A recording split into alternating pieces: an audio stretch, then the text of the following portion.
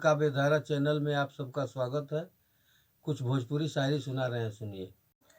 मिलेला दिल दिल से तो सतावल ठीक ना होला, मिलेला दिल दिल से तो सतावल ठीक ना होला, दीवानगी में उम्र होदा बतावल ठीक ना होला।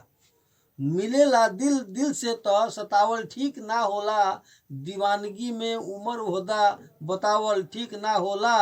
आ लड़ल अखिया अगर बाटे तो जिंदगी खूब जिए दो, लड़ल अखिया अगर बाटे तो जिंदगी खूब जिए दो, मोहब्बत में कबो माहुर पियावल ठीक ना होला।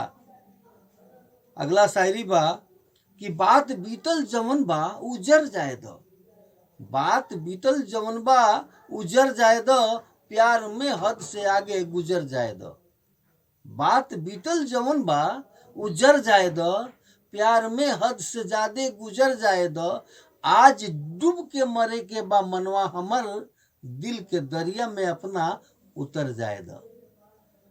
अगला शायरी बा कि तियन तरकारी कबाब हो जाइत, सूखल जिंदगी पर आब हो जाइत।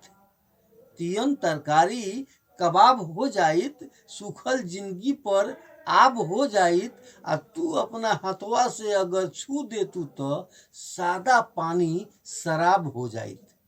बहुत बहुत धन्यवाद। नॉवल काव्य धारा चैनल के लाइक करी, कमेंट करी, शेयर करी, सब्सक्राइब करी। धन्यवाद।